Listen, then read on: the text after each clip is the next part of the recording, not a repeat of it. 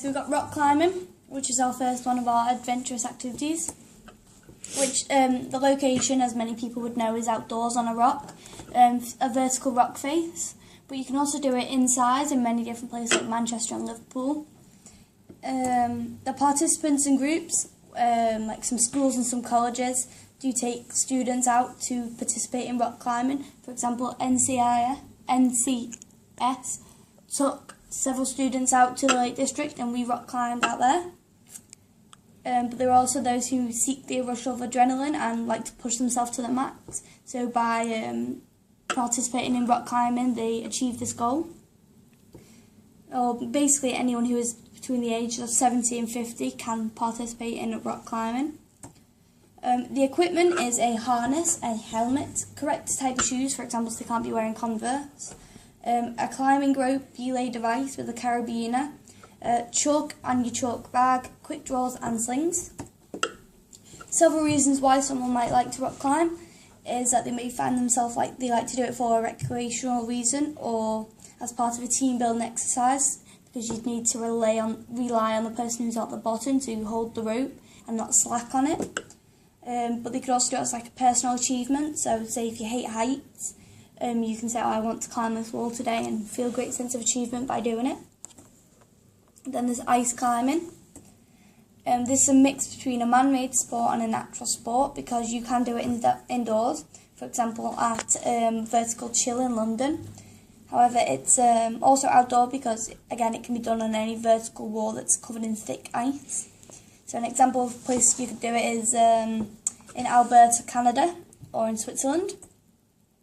The equipment is ice axes, crampons, ice screws, snow anchors, pitons and pegs, helmets and a harness. And the participants in your target groups are the someone who's, again, out for adrenaline rush, but people who possibly want to perhaps like camp at the top of a mountain and need to like climb it to get up there. One of the reasons why someone might like to do it is they're on a hike and they just need to get to the top. So it could be convenient, or again, no, just on that one. No, might get adrenaline rush off it. And there are reasons why rock climbing and ice climbing are different, as well as similar. They are similar because they can either be done both alone or they can be done in a group. They can be done using the same type of techniques. However, they're different because they're both done in completely different places. The equipment that you need is both similar and kind of different, because you both need harnesses and helmets with your carabiners and obviously your ropes. However, for an ice wall, you'd need crampons and your axes. And then there's hiking, which is an outdoor, obviously, activity. Several different routes and paths you can take up a mountain. Some that are easier than others. For example, like you could take a child up one easy route, while someone who's more adventurous might like to go up the harder route. The equipment is needed is just layers to keep you warm. A lot of water, which is necessary to keep hydrated.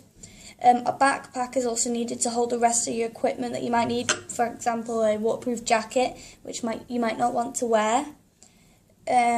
Possibly a tent or a map to help you find the correct way up, food and a compass. Reasons why people love to hike is it helps keep people fit by walking. Also gives, again, people a sense of achievement after reaching the top of the hill or the mountain. Oh shit. Mountain biking. And this is an outdoor adventurous sport in which it is suitable for people of all genders. However, most people who do take part of it are between the ages of 15 and 40. Groups of people can take part in this, or even just people who may want to go out on their own. There isn't a lot of equipment that's needed for mountain biking, because all you really need is a bike and a helmet.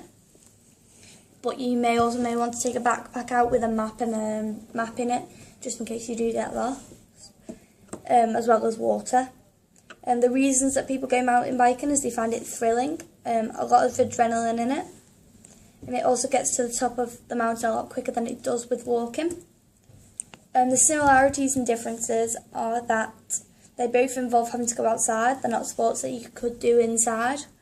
And again, they can both be done alone as part of a team. But they're both different because hiking is a slow-paced activity which can be done by anyone of all ages.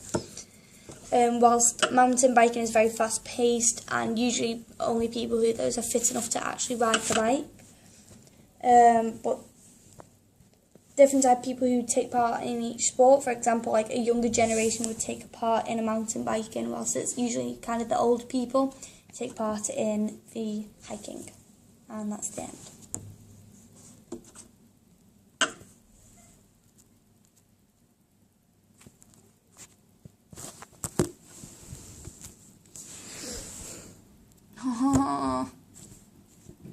Was it saved?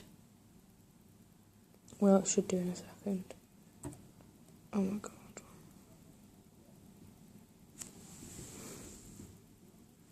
Look, like that. The stop button's been pressed.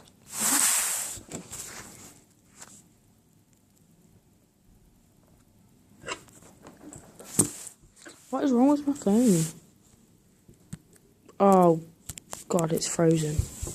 Oh no. I'm gonna kill myself. Not even joking. It'll unfreeze. I won't turn it off this time.